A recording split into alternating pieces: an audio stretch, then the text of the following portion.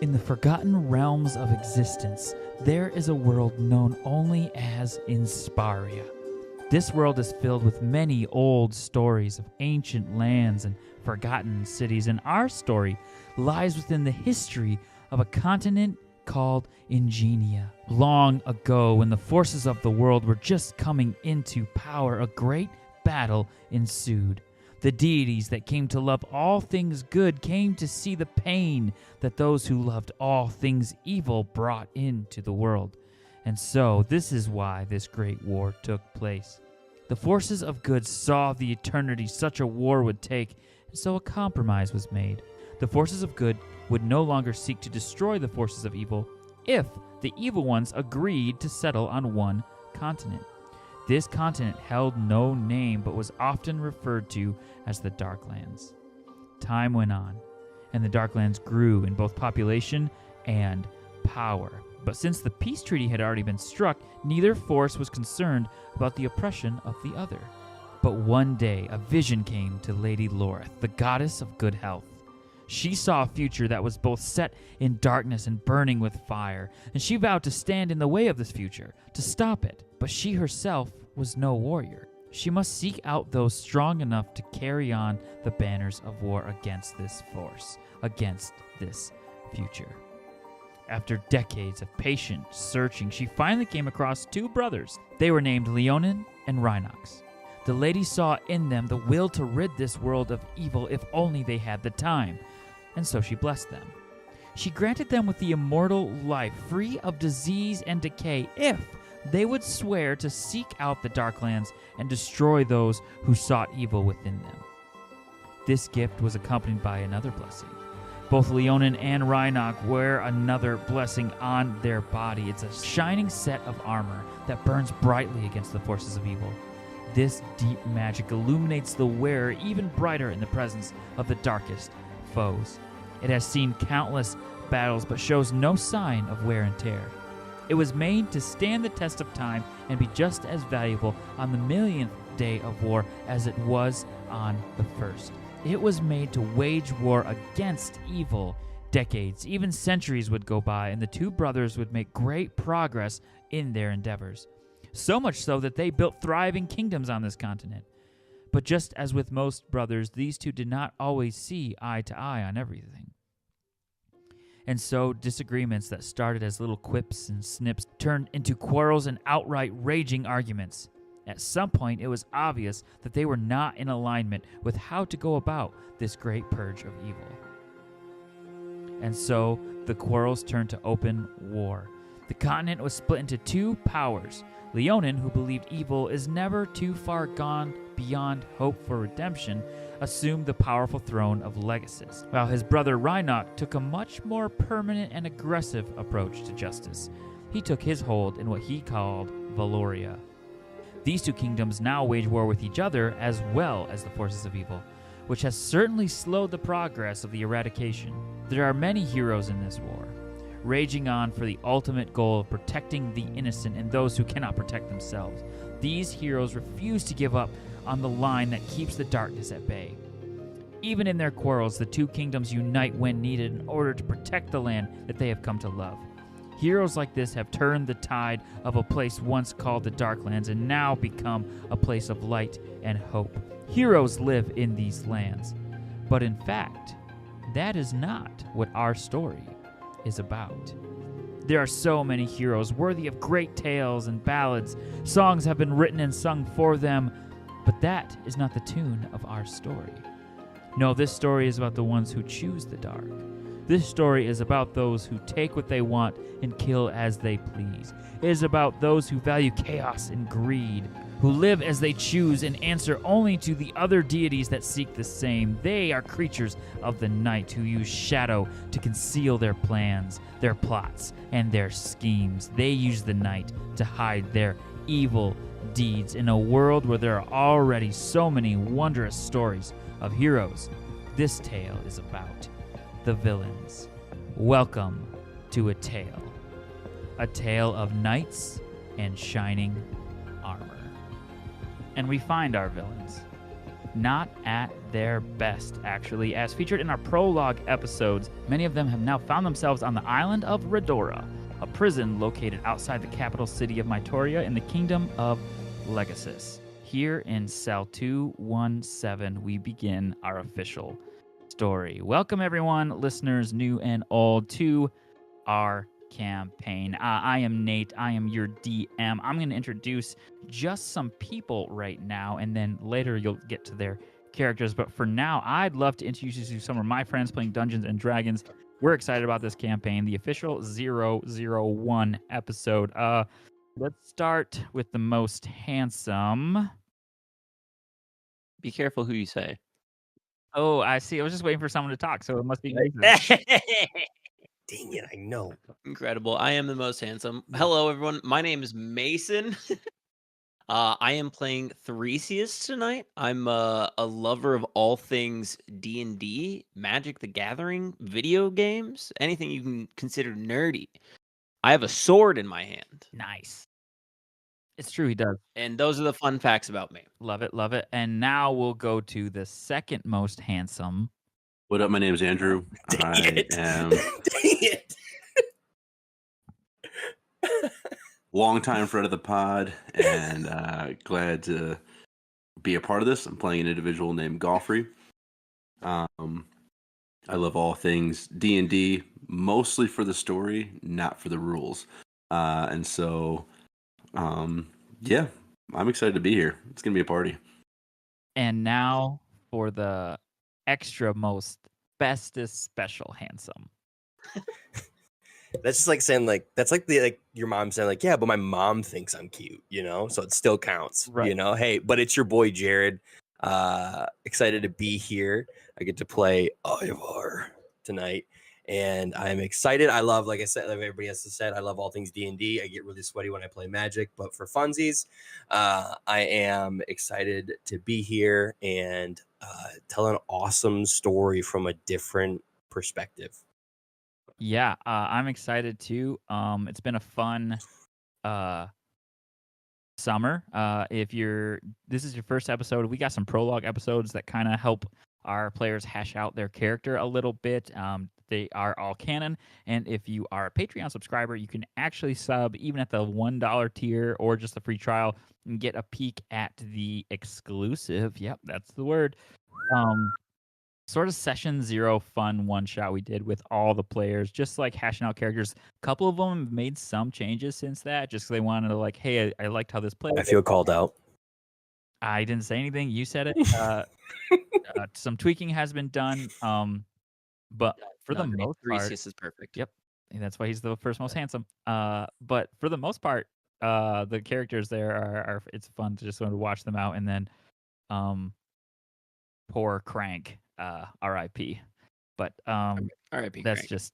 just you're gonna have to sub at the Patreon. It's $1, or just sign up for the free trial and cancel. Totally up to you. Anyways, let's get into tonight's episode. In summary, you heard it in the prologue. Our villains are in prison, and here's how we're gonna start it. In the prison cell number 217, a couple people remain. We are going to intro with the first and larger being, we'll say, lying asleep on one of the cots in that prison. Jared, if you could introduce what your character looks like, or at least the prison version of your character. You notice a rather large lump of fur laying in the corner. You notice, you feel in your body almost a deep rumbling that you feel in your chest, and you realize it's just a really, really large lion purring as it's sleeping in the corner in a ball. He's wearing not necessarily a loincloth, but wraps from his waist down to his legs with a cloth over that, and is scarred up. He has a black mane, very long black mane, and bones and different gems and different pieces of metal braided into the mane. And scarred, he has no, I would say the fur around his nose going up to his face is completely scarred up and is sleeping in the corner. And you notice this as he is slumbering. Also sleeping in that cell is our character Mason. If you could introduce what your character looks like, asleep, cozy in that cell as well. Of course. You see very frazzled black hair that is just in a mess right now. He has his not ornate as he normally does with his different pieces of gold and cloth that cover him, but is covered more with a sack here in prison, kind of in a toga fashion. He tends to, even while sleeping, keep his eyes just a little bit open, as he has some sandals strapped to his feet. He has very pale skin, um, almost like all the pink was taken out of it. Um, and it almost looks like his hair that is covering his face is casting a shadow over his eye. But you can tell one of his eyes is a dark red, the other being green, but a part of him is like black here on the upper face. And he is um, flexing his hands while he sleeps here. A 6'1" slender looking, not jacked, but good build man. Tone's a good verbiage there. Is sitting here sleeping, apparently. So the two of you, yes, asleep and have been for quite some time, sleeping off the several injuries you incurred upon your, we'll say, acquisition, arrest, maybe even. And finally, the thing that wakes you after days is the sound of your cell door opening, and someone else is thrown into your cell. You hear a voice call low. Well, we did really good. We did really good with this one. That's 3. I think you'll be just fine here. We just brought these 2 in as well. So please, get to know each other a little bit. Again, don't kill each other. Very against the rules. We'll put you in solitary if necessary. But yep, just get to know each other and enjoy. And he throws in another character. Andrew, if you would like to introduce your character. Kind of stumbling in is a slender build, probably early 50s, maybe late 40s. You can't really tell. Long gray hair about shoulder length that's normally pulled back in a pony, but at this point it's just been frazzled out. Wearing his more or less a wife beater top and just his short skivvies of boxer underwear. Picture maybe like a Liam Neeson waking up in the middle of the night to check if someone's trying to break in. That kind of energy. Scruffy goatee fading into more like a 5 o'clock shadow still. Gentleman named Goffrey. Awesome. So the voice says, yeah, this guy's been asleep for quite a while. Quite a while. You've all been asleep. Quite a while, actually. Oh, you guys seem to be stirring a little bit. Cool. We don't have an orientation scheduled today. Maybe we'll try to get one in for you tomorrow and get a little lay of the land. But basically, you're in prison. So yeah, you kind of gotta just do what you're told, and that's how you stay alive. Right back at you, big fella. Okay. All right. Excellent. All right. So he slams the door. The door locks. You can hear it lock, even though it doesn't seem like any key was used or anything like that. And he says, he just kind of stands there awkwardly for a little bit and, okay, yep, And then he just kind of walks on down the hall. Now the three of you are together for the first time in your lives. You're starting to take in your surroundings a little bit and can maybe come to like more of a complete consciousness versus some of the trauma you've experienced over the past couple of days of travel. And some of you maybe even remember the moments of like searing pain and things like that. So no big deal. But you guys are now in there together. I guess the floor is yours. I'll slowly open my eyes up and. Why is he so loud? Welcome to our humble cage that we have apparently been asleep in for a while. You large ones seem to be cozy. You notice as the purring stops.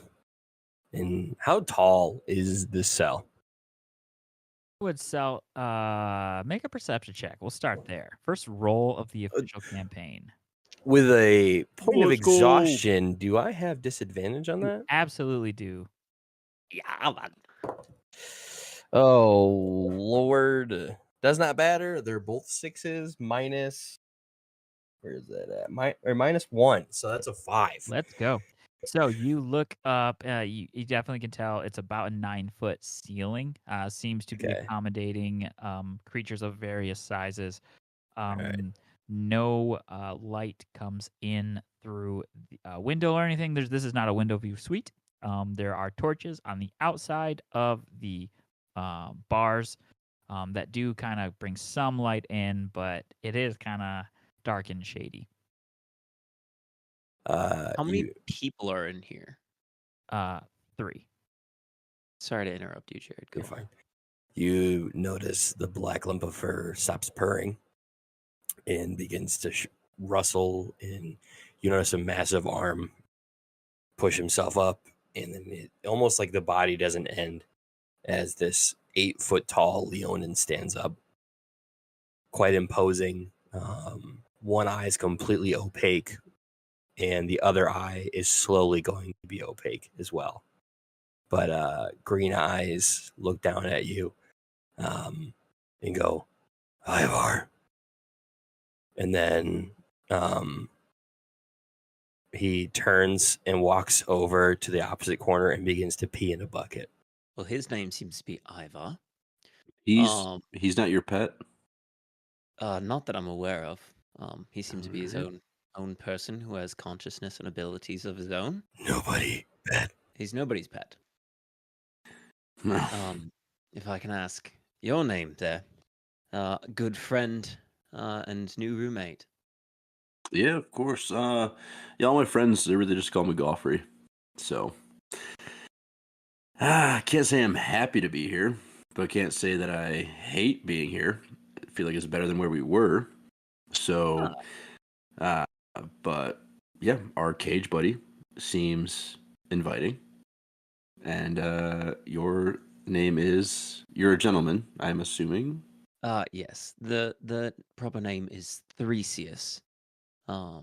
Three Whatever you nice to meet you. come up with besides that, I will also accept. Do you seem to have not fallen into such an unconsciousness as us? Do you know where we are? I'm gonna be honest with you. I have no idea. I woke up in a different cage. I was dragged down this cage by the gentleman who frankly seemed beside himself for having to do so. That are just incredibly uncomfortable. Either way, Did not I felt seem to understand uncomfortable. what he was doing almost. Yeah, I think he's new. Must be first day. First day jitters for sure. But yeah, I woke up in whatever cell, and now I'm here in cell 217 with you and our furry buddy. And The bucket is free. Thank you very much. As Ivar walks between you two and goes back to the corner and just sits. Thank you, Ivar. I will take my turn to the bucket. I've been sleeping for a while. The bucket is absolutely full. I go right on top of it. Ivar, you wait, I'm assuming you're a bear, lion, wolf, hedgehog? Like what are you? Leonin. You are small. Human? Yes, human would be fitting. I had a friend once who was kind of looked like an elephant, and so I don't know, you seem like you and I would be friends. I haven't had a pet a best friend in years. Ivar, not pet. Slip of the tongue, slip of the tongue. So, gentlemen, it seems like we should probably not fight and find a way out of here. Suddenly, Yes. a bell sounds, just ringing through the entire prison. It sounds Well, that's 1, 2, 3, 4, 5, 6, 7 times. And the room and the prison begin to illuminate. You look up, and crystals of some sort run along the top of your cell. You look to see around, and you actually can see quite a few things. Even there's no perception check needed. The lights are essentially on. In the corner, there is a small stall where one could go to the bathroom.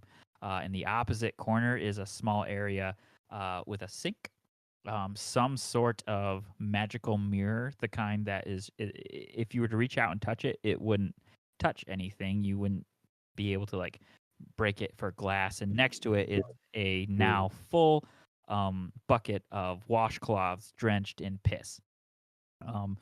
You you notice up high as well. There are several shelves filled with seems to be things like some various books, other extra blankets, things of that sort. It is 7 a.m.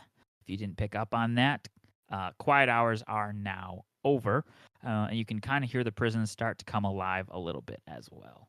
It seems like this is almost a nice prison. Ivar, hungry. Fair enough. Need to eat.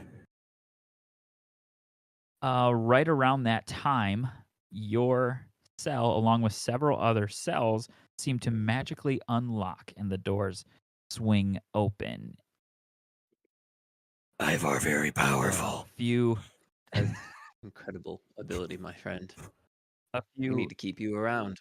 a few other patrons Thank walk you. down the hall. You start seeing other people in prison garbs starting to walk past, and their clothes do look a lot nicer than yours. Honestly, they look like quite comfortable attire, to be honest. Ivar stands up and bends down and then walks through the door Ivor, and begins to follow the people. Ivor, do you know where you're going? Follow people. If no food. At the end of follow. Ivar, eat people. Well, I Oh. certainly don't want to be eaten, so perhaps we follow the man. Can I cast prestidigitation on myself? Absolutely. Go ahead and give it a try. Oh, he says try. That doesn't require a spell slot, Drew. You're good to. You don't need to click anything. You should grip and rip that. It's a cantrip. So you go and do something you've probably normally done quite a few times. You go to cast prestidigitation, a magical spell. Suddenly, your forearm burns with a searing pain. Why did you roll? You can roll a d10 if you would like and take that damage. Oh, Ooh. yikes! Does Ivar notice this? Perception checks if you would like. You kind of walked out ahead of him. I was still standing there with him, talking to him. That's a 3. Definitely only one. noticed. Towards We food. can say that Theseus noticed. Oh my! Your spell also fails if that wasn't implied. I'm just gonna like look at my forearm, and then look at Theseus and be like, "All right, friend. Well, I guess they're gonna see me and my skivvies, and I'm just gonna walk out. I rolled a 1, by the way, on the D10. Nice, not bad. Oh, nice. Oh, good roll. You You hear Ivar go, food this way from down the hallway. follow the news. We follow him down the hallway. All right. So you kind of exit out into the hallway. You notice that this place has several levels to it. As you walk past other cells, you notice that they also aren't bad. Some people have decor up on their walls. Some people have like plants. You could have sworn you saw like a pet bird in one of them. All these little things, and then maybe a cell that's like not maintained. Like Is the door open to the pet bird? the door is open to the pet bird. Ivar turns and walks towards the pet bird. No, Is there anybody in the There's cell? no we one. do not need to make enemies. There's no one in the cell. Is the bird? Is it in a cage? It's in a cage. Ivar tries to grab the bird. It's not locked. Ivar, with his massive hand, opens the cage and sticks it and tries to grab Do I the see bird. this happening? The bird is you totally can see this happening. Make a dexterity check to catch the bird. Ivar, Ivar, we hungry. do not need to make friends. They will provide food. This place does not seem like we need to survive by ourselves. It's a 3. Ivar does not. You did not catch the bird. The bird actually flies out and out the door and off somewhere into the prison. Okay, Ivar meant to do that. perfect. Let's Ivar freeing bird. leave Ivar this turns cell and walks away. as soon as possible. Follow me, tiny human. And Ivar turns and begins to walk. Sounds like a plan. So you carry on your wayward sons. There might be peace when you're done, but you don't know. So you keep moving on. Everyone is congregating down.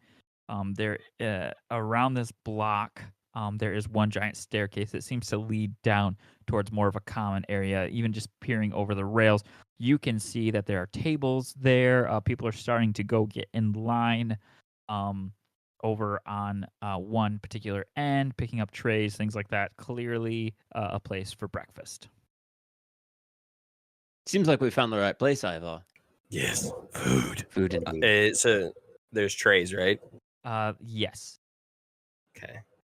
Are you guys going heading to towards get- the line, food line? Yes. Yes. Yes. Everything walks. You walk that way, kind of walk through the center of the room, get in line, pick up a tray. Nothing dramatic happenings. You kind of get to your turn in line. There's, we'll say, sort of a slender-looking fellow in front of you. He goes up and he says, I think today I will do 2 hard-boiled eggs, a little bit of beef, and I think some apple juice. That sounds fine. So the chef kind of gives him this weird look. There's a person kind of serving the food, a lady sort of looking to be in her late 60s, early 70s. She's kind of hunched over, and she takes a ladle, reaches it into a bucket, and like it looks super gross coming out of it. And sort of as she flips it down onto the guy's plate, it sort of just becomes his exact order: 2 hard-boiled eggs, some steak, and then she kind of sets the ladle down, reaches into another ladle, grabs another ladle, reaches into a pot, pours a cup, and as she's pouring clear liquid, it turns into what appears to be apple juice, and she sets it on his tray. And he walks up, and he walks away. And then we'll say, who is first in line at this out of the 3 of you? Probably Ivar. Ivar, all right. She says, what can I get you, hon? Can Ivar have grabbed 2 trays? Yes. Ivar goes and points to the first tray and goes, meat. And then the second tray and goes, more meat. She kind of leans over the counter down and gives you like a nice little once up and down. She says, it's meat, huh? Well, I'll say this. 1 tray at a time, them's the rules. That's all you get. Please, What kind of meat? You're gonna have to be X-Beak. specific. Hex. X-Beak, please. Sure. And she just reaches in and just flops it on and just a big old pile of that. Anything to drink? Ivar leans in really close Oh, she and tries to whisper, really close to you. milk, please. She kisses you on the cheek and then leans back and grabs a ladle, reaches it, dumps it, glass of milk. Ivar looks back at Theseus and Goffrey and goes, Ivar good with the ladies. And then picks up his glass of milk and it's X-Beak meat. Very much so. It seems like that. And walks to his seat. All right, next up in line, we'll say Right, 3Cs. I'll step up. Could I have mashed potatoes with a knife hidden in it? she kind of stares at you. She reaches the ladle into the pot, and then she just leaves the ladle and pulls up a middle finger, and she says, "What do you think I am, stupid? It was I worth got a a good shot. thing going here." And then she leans in. Can I ask your name, madam? My name is Dixie, but you should call me Chef Dixie. Well, Chef Dixie, it is very good to meet your acquaintance. Of course, I'm kidding. And I would just love some I don't know, whatever you have here. Oh, I've got a lot here for you, honey. And she stands back and just kind of gives herself the nastiest 75-year-old woman haggy twirl you've ever seen in your life. It's very slow. It takes her a while. Can I see all She this? turns around. Absolutely. All right, cool. And Absolutely she says, incredible. I can do the potatoes, though. Sure. Potatoes So and she- some sort of something else on the pyramid. Give me some Uh-huh. steak. 2 scoops. She pulls out plops of mashed potatoes and some steak. Anything to drink? Do you have ale? We do, but you're probably gonna need to be around longer than 1 day before you get access to something like that. Understood. If I could just have water, then it would be fine. Indeed. Pours a glass of water. Next. Thank you very much, Dixie. Please have a great day. Oh, I will. She definitely watches your buttocks as you walk away. I give a little bit more of a groove as I walk. Nice. Her name was Dixie. That's correct, handsome. Was that a family name? It could have been. Could have been. No, You that don't- works. You don't know your family, or just you're strange. I'm estranged from my family, so I don't really know where my name comes from. But Dixie, You're gonna have Dixie, to- just so lovely. I would assume that's got to be a long line of just elegant, beautiful women have come before you to make you. You'd probably be correct. I wouldn't know, but beauty is in the eye of the beholder. Dixie, how long have you worked here? You've got to run the place by now. Longer than I would have liked. Boy, I've been here for about 52 years. 52. I could have sworn you were under the age of 40. So I'm beside myself, shocked right now. I wouldn't mind being beside you, too. I mean, if you know where there's an empty cell, I got room. There's a nice furry couch-like thing in my cell that we could snuggle up on. It'd be. Are you just talking about that other guy? No. Who, the bear? No. 'Cause three's a crowd, honey. Yeah, no. Don't be silly, Dixie. It'd just be you and I. You and old. You can call me. Well, the name's Astril, but all my friends call me Goffrey. So you can call me whatever you like, honey. Well, this has been fun, but I gotta know what you want to eat. Is Dixie? She winks. Is Dixie on the menu or something I got to pull out of that bucket? Not today, it's not. You Alright. guys all swinging for the fences on day one, aren't you? Dixie, I'm gonna be honest with you. I don't know where the fence is, and I don't know where I'm at right now. Can you just, before I order whatever it is that you are beautifully magically cooking, can you just tell me where I'm at? Oh, honey, you're on the island of Redora, Island of Redora. the prison of the land of Legacies. This right here is about as good as it gets, I gotta say. As good as it gets. You mean there's places worse than this, or just this is all there is? Yeah, both of those things are true. Farther north you go, the worse things are. But around here, at least that's what I'm told, around here, this is where all the big bad guys go. So if you're in here, you must have done something pretty bad. That's what the pirate life gets you. And I kind of wink at her. Oh, yo ho, a pirate's wife for me. Dixie, at another time, another life, you and I, we would have sailed the 14 seas together. Ah, 14, you say? Andrew just establishing things about Porter's world.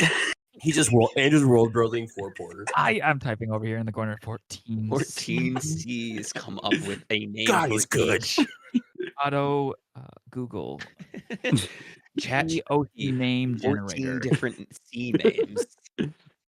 Hey friends, I wanted to take a quick minute and talk to you about our good friends over at DeWalls Forge. If you love the art of handcrafted labors of love, you will definitely want to check them out. Everything from dice trays made using ancient Viking blacksmithing techniques to truly the most unique handcrafted dragon mugs you're ever going to see. These artists put their love of craftsmanship into everything they do. I ordered a custom Bulbasaur succulent pot from them, and they delivered on it. It looks so cool. It's one of my favorite desk ornaments that I own, and DeWalls Forge creates customized projects, restores old pieces, and makes beautiful works of art. You can find them at dewallsforge.com or visit their Etsy shop. I'm on it right now. They have some super cool stuff. TTRPG coasters with like little battle maps drawn on them, and these dragon mugs, guys. These dragon mugs are insane. If you want to get your DM something special for Christmas, or you just want to get yourself something special for Christmas, check these things out. Do not wait. Check out DeWallsForge.com. Tell them we said hello. At the bare minimum, check out their stuff. Give them a like or a follow on any of their social media platforms, because they're doing some really, really cool stuff and love all the support and deserve every single piece of it. Again, you can find it at DeWallsForge.com. I kind of like look around and I'm like, all right, Dixie, give me a plate of your best, let's go as close to rare as you can get it, Axbeak meat. And then can I get a plate of mashed potatoes and a side of a bowl of fruit? Let's do a bowl of fruit. All the food groups love it. Reaches in a single ladle, splats it all down in just a perfect presentation.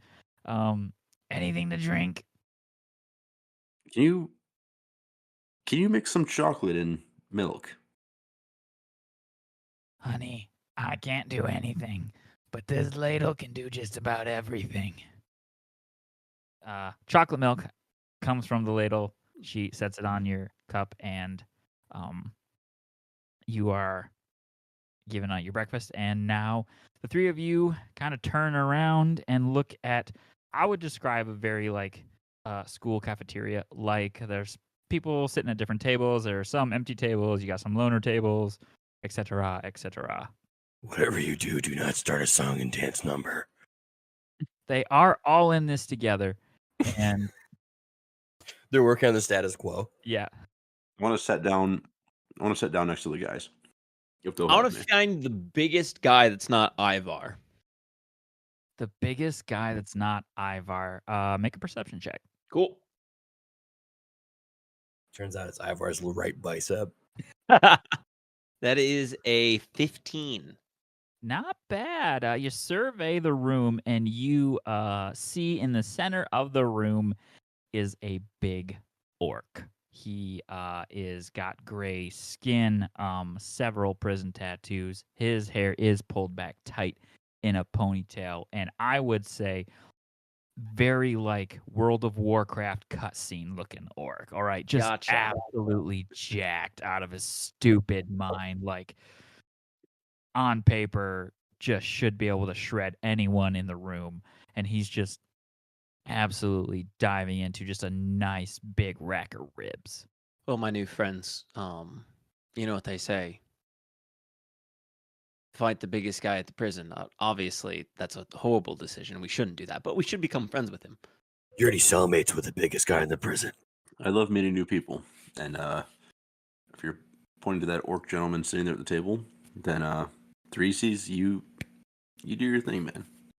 Well, I was thinking I'd let you take the charge. You seem quite charming. Thought I set you up wonderfully for you to talk to that lady back there that I cannot remember the name of anymore. Damon? Yeah, she's beautiful. All right, so I'm gonna. How does he cameo and everything? I'll start heading over to the table. All right. As you walk through the table, you notice a couple other larger orcs, but not as large as him, join him at the table. They sort of leave quite a bit of space in between them, and sort of just kind of sit there and hang out. And you approach them. The two orcs to the side kind of look up at you and give you this eye of like, "What are you doing?" Yeah. I'm gonna, as we're walking over, just say, all right. We get the big presents going so that they're not so that we don't get intimidated, right? So you go up first and then come in for support, Goffrey, behind. You do the charming, the talking, I'll join in. Good plan? Ivar go first. Ivar go first, just sit down next to them, and then we'll get Goffrey in there. Got it. Ivar, my friend, I got you something. I think you would. I think it would tickle the taste buds of you, my friend. And I want to slide my plate of axe beak meat onto his tray. And I want to say, you seem like you're very kind. A very kind bear indeed. And I would like to inspire him. Maybe a little bardic inspiration him. Hey. Dude's using his character. Nice, let's go. That's sweet. Roll a d10. This your is not forearm- magical. This is a magical effect. It's up to our DM, but It's a, yeah. You know what? Actually, I think I'll allow you inspire him. Go ahead and D8. I didn't Roll that yes and I said no. yeah. This is literally a villain campaign. We just opposite everything you're supposed to do in D&D. We make villains, not heroes. We say no, actually, instead of yes and. It was a 7. All right. We'll give you. We'll say both happens. So let's say Andrew, Goffrey take a 7 points of damage, but Jared, you have a bardic inspiration die, I believe a D8 that you can use anytime. Oh wait, do you want me to roll for damage? Sure. You don't roll for inspiration. This just happens. Oh, I misread it. They get to roll the inspiration when they use it, just upon receiving inspiration. But if you still would like to roll that D10 for damage, I think that's fun. Okay, it's 5 then for damage because I rolled a D8 for the other one. So 5 points Chris, of you damage. take 5 points of damage. Your forearm just sears with some pain there, but the inspiration gets through. And yep, I will actually do this too. Sweet. It goes unnoticed by any of the guards. Ivar looks at you and goes, "Thank you." I heard And just ravenously, and I mean no table manners, no fork, just eats the first axe beak. He saves Goffrey's. When I heard Just- when I heard Daisy back there say one tray at a time, I just couldn't see my giant friend go hungry. So at this point, all three orcs are just looking at you like, Oh, are we sitting at the table? We're just standing we just there. approached. We you're just standing approached. there. You're Oh, now I ravenously will- eating as you're sitting down. Yeah, I'll sit down in between. I'll sit across from the big guy, Yep. And he just and looks at I you. will ravenously eat the piece of chicken in front of him, He or stares the at piece you, of axe beak. stares at you, waiting to make eye contact. Here's the question: Do you make eye contact, or you do? No, eating, and I go, and just keep eating. He just waits. He's gonna try to outlast. All right, Goffer, you're up. Want to stumble over and be like, Ivan. Oh, buddy, there you are. Oh, sorry. Hold on. Hey, we're trying to sit over here, buddy. Like I think our table's 3 pieces. He's over here at the other table. Like this, we're supposed to sit over here, man. I'm so gentlemen. I'm so sorry. I'm so sorry. I'm well. All my friends call me Goffrey, so you guys are more than welcome to call me that. You don't have to call me anything. You can just and I just want to look at the big guy and be like, and you, sir, seem incredibly important to this place. And I'm sorry if my buddies, but Ivan, we gotta go, man. Come on, let's go. Yeah, I think you should listen to your friend. He's still eating, just not. To be honest with you, you said Ivan, and he's like, I don't know who you're talking to. Like in his head, he's just eating. He doesn't know who Ivan is. He doesn't know you're actually talking to him. He's just eating. I'll finally approach. I'm so sorry. We were gonna go sit at the table over there, but I saw my friends over here. So sorry to interrupt, but it does seem like you have some seating here. So I think we might just sit down. If my name is Theresias, by the way, very good to meet you. It's our first day here, so we're hoping to meet some friendly faces. He looks to his left at the orc. He looks to his right at the orc. Do we look like friendly faces? Godfrey, Let think I would me say guess. so. He begins to delicately cut his steak into small, bite-sized pieces. You read in a book somewhere, or maybe somebody told you that if you ever get arrested, you find the biggest bloke in prison, walk up to him and punch him square in the mouth. That's probably what you heard, isn't it? Sir, I haven't read a book in my life, so I don't know where. I don't know where I would have heard spend that. At least once a week, where people come up to me, punch me square in the mouth. They think I'm supposed to be the biggest, baddest person in the prison. Well, I'm not. I'm just an orc. I just want to serve my time, get rehabilitated, and take care of my bird. That's all I want to do. Look, that's You seem small for an orc. You seem big for a kitten. okay. So yeah. we want friends here. Look, we were not planning on punching you in the face. If anything, we heard that story before and want to help you be protected from the people that want to punch you in the face. I've never punched So- anyone in the face. That's probably true. I just yeah, met him today. I don't know how to punch. Ivar know how to punch. So that's good, because I get into fights a lot, and I don't mean to. Of course. And we're just looking for a place to sit. And you and your friends look like a lovely group to sit with. We are, if you really just get to know us. We actually run the local knitting club, and Lovely. Toglug here runs a book club every Thursday. Did you say his name was Clugglug? Toglug. Torglug. To spell it for note taking, it would be Tolglug. Toglug. And my name's Yeah. Gruglug. What? Run that again. One more time. Grug. Oh, sorry. Food in my mouth, you know. Of course. You My say name is Gruglug. Gruglug. Mm-hmm. Are you all related? And wait, fine. Don't answer that yet. Who's the person to your left? I was Frank. Hey, I just want to say, Porter, way to beat social norms in D&D and outside of D&D, man. Proud of you. I see you. Are you family or something, or have you just found each other in here? Frank's my cousin. I didn't meet Gruglug until we got here. Sure.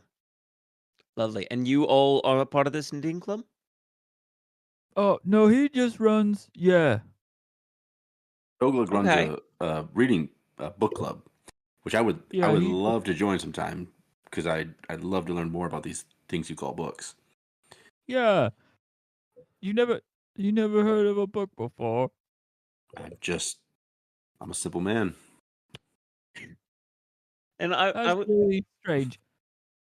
I would also ask Glug, it seems like everyone else here has nice clothing at least. Why do you know why we perchance were not given that same thing, or do we need to go pick ours up somewhere? Would you happen Did to you know look where our under things your are? bed? What was that? Did you look under your bed? Did I didn't. did It Godfrey seems like a Ivar, did simple you? perception check would have, of any mediocre success would have Well, noticed that everyone has nice clothes under their bed. well, Glug, Gulag. I'm going to be honest with you. I didn't. I was removed from my room quite viciously by one of these guards. Sad moment in my life, and placed into the room with these gentlemen. So I don't even know where my bed is. I'm going to be honest. So, Hmm. I just Yeah, yeah. some of the gods are a little bit temperamental. Most of them are pretty all right once you get to know them, though. This guy seemed like a new guy, so maybe he's just learning the ropes of the place. Remember what he looked like? No, I didn't really pay attention. If I'm going to be honest, 'cause I was so just thrown off by how rude he was to me. I see. I see. Well, everyone has bad days. That's one of the things we learn about in our one-on-ones. Is everybody has a One-on-ones. bad day, but it's what you do with it that really is important. Ivar reaches across and points at one of the orcs' plates and goes, "Are you going to eat that?" The orc looks at you and says, "Yeah, that's why I took it."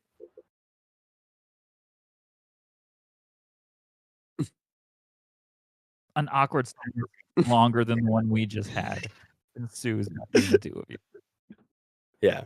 Just stares at him real quick and like assesses the situation. Ivar's going to eat that. No, it's mine. Glug. Wait a minute. Are you a bully? No, he just doesn't have simple understandings of And then Ivar just reaches, grabs it off his plate, and then begins to eat it with his bare hands. Glug, you can have my plate. You have my whole plate of food. Mashed potatoes, we got some steak on there, all covered with a bit of gravy. Really delicious stuff. I apologize for my friend Ivar. He doesn't quite understand social situations. I'm coming to understand. So I just want to offer this as a peace offering. Slowly stands up. The tattoos on his face definitely start to look menacing. I don't like bullies. And then Frank says, Gruglug, you're so close. You're so close. Don't do anything rash. Nothing rash. Glug, listen to Frank. Frank seems to know what's going on. Suddenly, a bird comes and lands on Gruglug's shoulder. Gruglug Guys, I'm so sorry. turns and looks, and the bird begins to chirp in his ear. And Gruglug looks at you and says, You are a bully, aren't you? Go ahead and make a dexterity saving throw. That's not an ability check. It's a As technical. Groglug flips the table. All of up. us? Yeah, everyone's sitting down at the table. Make a Yeah. dexterity saving throw. He's just gonna 2 hands flip the table. I definitely sat down. 19. I'm gonna be straight up. I don't think I ever sat down. Yeah, that's fine. If you Okay. didn't, just this table just flies through the air. Dex save is gonna be a 15. Ivar. 19. Nice. Well done. Well done. So both of you kind of are able to describe to me how you sort of land on your feet or avoid getting tossed as he tosses this Is the table. bench a part of the table? Yeah, it's all like one piece. It's kind of like a couple benches, poles run underneath up and connect to the tabletop. Very 50 days in, if you've ever. As the table flips and like the chair like pushes my legs forward, just gonna like fully as it flips over me, just pull my legs down as I like kind of handstand into like tumbling backwards onto my like knees. Literally just like barely avoiding any contact with the table. Love it. Love it. Ivar, as the table flips, it flips towards him, and so he's gonna like lay back and have like the table go through. Like he's gonna slip through the bench and the table. Can I have grabbed the tray? With your dex, yes. We'll say that 19 does a very good job of doing that. My I grab the tray, and I just full on improvised weapon swing and try to hit him with it. Make an attack roll. 15 to hit. That will hit. Roll damage. Let's go. What's the modifier that I add to damage for improvised weapon? Does anybody know? I think it's your strength modifier. Yeah, so it's just so you roll to hit, and then it's just Yeah. it's like an unarmed attack. I'm pretty sure. Yeah, I'm gonna say like the consistency of a prison tray is not much more, maybe even less than what your fist would actually do. So just an unarmed strength will be fine. Just an unarmed strike? Yeah, the damage. All right, that's 6 damage. Nice. All right. So he takes 6 damage. And with that, let's say he reaches back to absolutely lay you out. Let's roll for some guards perception here. Improvised weapon, if you would like the actual ruling, if it has no resemblance to a weapon, you do 1d4 damage. Let's do that. 1d4. But if it's like a Got it. table leg that seems like a club, it would Sure, just do sure. club damage. 1d4 plus my strength, or just straight 1d4? 1d4. 1d4. 4. Crit that. Nice. All right, so he takes that. He goes to retaliate, and he is going to pull back, and then as he's about to take an attack at you, Frank, Groglug, no! You can't do anything without the boss. You can't do anything unless he says so. You're gonna have to ask him. I think he's coming. Suddenly the prison goes silent. People who's sitting in the middle start to quickly move to seats to the side. Groglug kind of relaxes a little bit, still glaring at you. Everyone kind of calms down, and most of the people start doing little things. There's a couple people who start clearing that center table off. They, put it back together, dusting it off, quick grabbing rags, cleaning it off, making it look nice and good. Someone runs over and sets a tray out with just kind of stands there with the tray already ready for someone to come and take it. And at the top of those stairs, you see a figure. Very short in stature, very slender as well, not wearing a shirt, absolutely covered in tattoos. Some of them are nice, most of them are not. Definitely prison tattoos. This individual doesn't say a word. Everyone, perception checks, please. I got a 4. Got a 9. A 22. Let's go. Perfect. Was that with disadvantage? Oh yeah, I guess you can't roll below a 10. Okay, so it's No, either an never mind. 18 or a 22, your choice. Both are fantastic. Incredible. And it actually, the dice tell us a better story than I ever could. The two of you just see this figure, but Goffrey, you recognize this individual. Coming Okay. down the stairs is none other than the one you gave the name to. Who is it? It's 2.